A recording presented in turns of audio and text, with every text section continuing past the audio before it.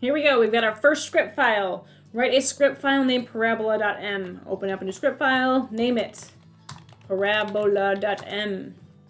Okay, that calculates the arc length, L arc, of a segment of a parabola given by the following equation.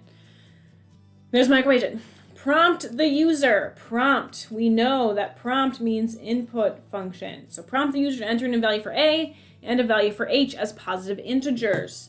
So I'm going to go ahead and start there. A equals prompt input function. Input function, enter in my A value. So I'm not told what my prompt should look like, so I can go ahead and make it up.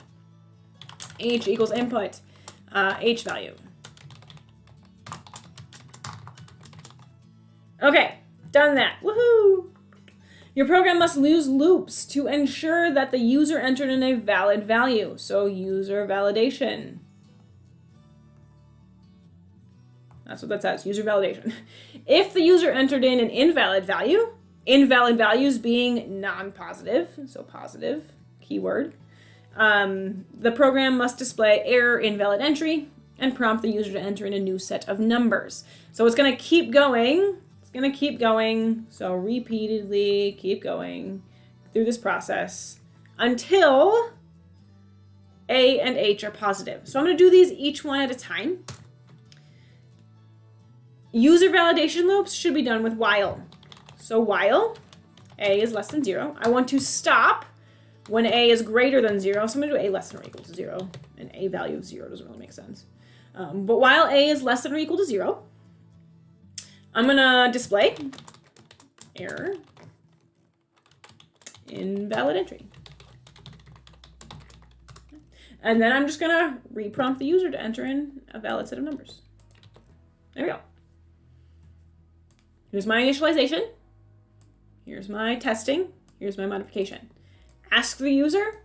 If it's invalid, display, ask them again. It goes back up. Is it invalid? Display, ask again. Is it invalid? Display, ask again. Same thing for H. I can literally just copy this down and use H instead. Okay. I'm going to stop there and I'm going to test it. So it's a script file, so I can just go ahead and press run. A value, I'm going to do invalid numbers. So -9, that's invalid. Woohoo, 0. Technically invalid. -28. Keep going with negative numbers until I enter in a positive one. So 1. Yay, that worked. It stopped my loop. Now on my H numbers, same thing. Start with 0. Some edge case. Something that's really close to 0. Negative something, -10, -1. -34, and then enter in something valid. Okay, so those work. Woohoo! I tested them. Now I need to go ahead and do my calculation. So once the user enters in a valid set of numbers, your program must calculate L arc, using the input values and display the results in the following format. Okay, calculate L. L equals square root. You know what? I did this yesterday. I'm going to copy it over. Where are you?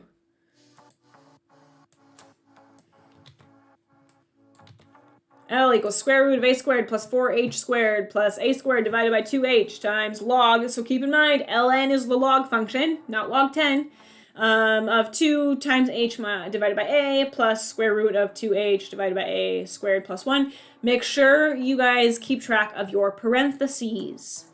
There's parentheses around this 2h here because those are grouped together in the denominator of my fraction, right? That's called the denominator.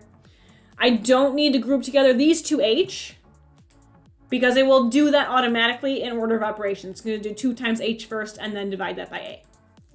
If you want to put parentheses around those, totally fine. You just don't need them. Okay, so make sure you keep track of your parentheses, when you need them, when you don't need them, when you're more comfortable using them, but not necessarily need them. So make sure you guys pay attention to your parentheses. They can be a killer. Okay, I calculated H. Now I'm going to display my results in the following format. Okay, so here is my format. Once again, it doesn't tell me to use disp or fprintf, so I can choose whichever I want.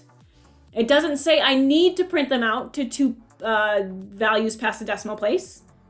It demonstrates that here, but I don't need to. I'm going to show you how to do it with both.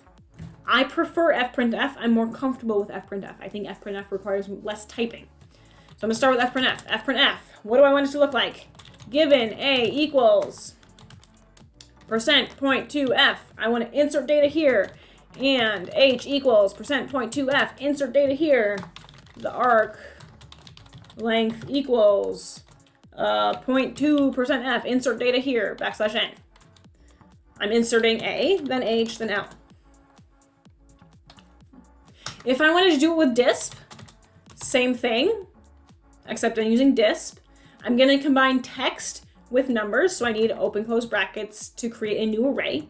I'm combining the text given a equals, I'm inserting a number, num2 string a, and h equals, inserting a number, num2 string h, the arc length equals, inserting a number, num2 string l,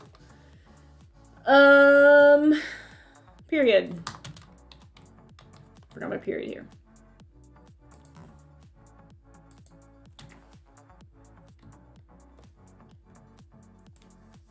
So we can see there's less typing with fprintf. Either one is valid. We will see the difference of what they print out like when we run our script. Okay, so let me go ahead and run this. I'm going to say an a value of 10 and an h value of 5. So here's the difference. So fprintf is automatically going to do however you said. I said 2 digits past the decimal point. It's always going to do 2 digits past the decimal point. Same thing here. Display is going to choose whichever format we have. So if I said format short, it would look like this, where it chooses the smaller format. As I said, with this one being 4 digits past the decimal point. If I said format long, these integers would say the same. Oh, it doesn't print that out there. Weird. We have less control over how things are printed out with disp. As you can see, it doesn't even behave the way that I think it's going to behave. So we have less control over disp, but either of them are considered valid. Okay, because you were not told specifically which one to use.